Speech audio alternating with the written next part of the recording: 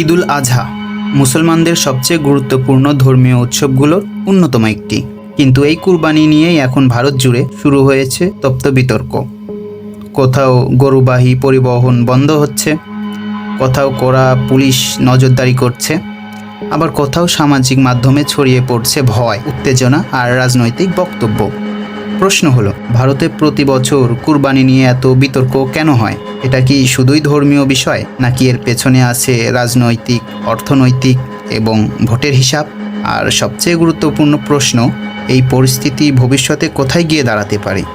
এই পুরো বিষয়টার সঠিক তথ্য জানতে ও বুঝতে হলে শেষ পর্যন্ত আমাদের সাথেই থাকুন।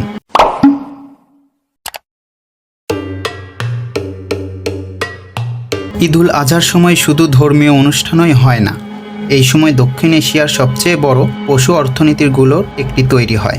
এই সময় ভারত, বাংলাদেশ, পাকিস্তান সহ বিশ্বের বিভিন্ন দেশ, সব জায়গাতেই কোটি কোটি টাকার পশু কেনাবেচা করা হয়। বিশেষ করে ভারতে মুসলিম জনগোষ্ঠীর সংখ্যা প্রায় 20 কোটির বেশি, ফলে কুরবানির বাজারও বিশাল। এই সময় গরু, ছাগল, উটের বাজার, চামড়া শিল্প, পরিবহন ব্যবসা, পশুখাদ্য, কসাই শ্রমিক, স্থানীয় হাট, এই সব কিছু মিলে বিশাল অর্থনৈতিক চক্র তৈরি হয়। কিন্তু সমস্যা শুরু হয় গরুকে কেন্দ্র করে, কারণ ভারতে অনেক রাজ্যে গরুকে ধর্মীয়ভাবে পবিত্র মনে করা হয়, বিশেষ করে হিন্দু জাতীয়তাবাদী রাজনীতিতে। গরু এখন শুধু প্রাণী নয়, বরং রাজনৈতিক প্রতীকও।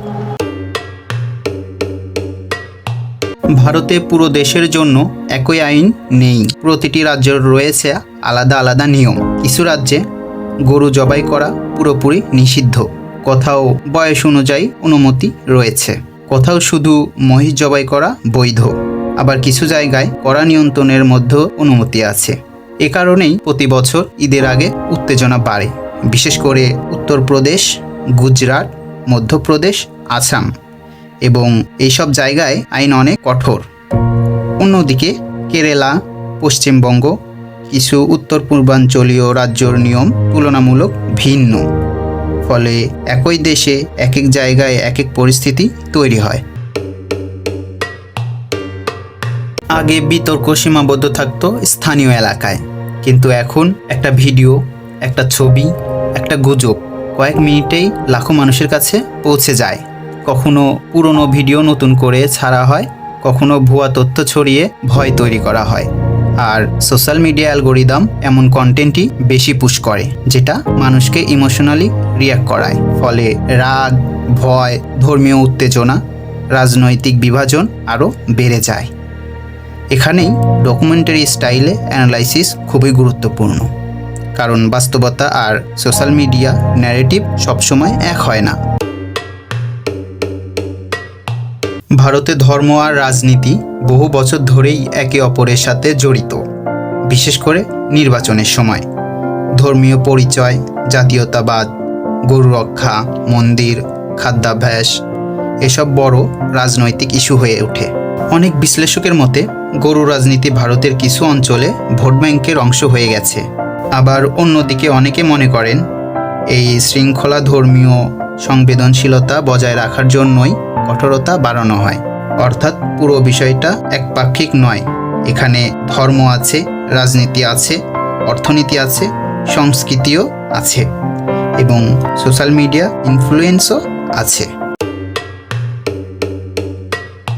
বিশ্বের বাইরে থেকে অনেকেই ভারতের এই বিতর্কে অবাক হয়ে দেখে, কারণ এক দেশে একই সঙ্গে বহু ধর্ম, বহু সংস্কৃতি, বহু খাদ্যাভ্যাস সহাবস্থান করছে। কিন্তু এই ডাইভার্সিটি কখনো কখনো টেনশন তৈরি করে। আন্তর্জাতিক সংবাদ মাধ্যম প্রায় গরু রাজনীতি, ধর্মীয় উত্তেজনা, কুরবানি বিতর্ক এইসব নিয়ে প্রতিবেদন প্রকাশ করে। তবে বাস্তবতা হলো, ভারতে কোটি কোটি মানুষ শান্তিপূর্ণভাবেই ঈদ উদযাপন করে, কিন্তু সোশ্যাল মিডিয়া সাধারণত শান্তি দৃশ্য দেখা যায় না, বরং কনফ্লিক্টই বেশি দেখায়। সবচেয়ে গুরুত্বপূর্ণ প্রশ্ন হলো, এই পরিস্থিতি ভবিষ্যতে কমবে নাকি আরও বাড়বে?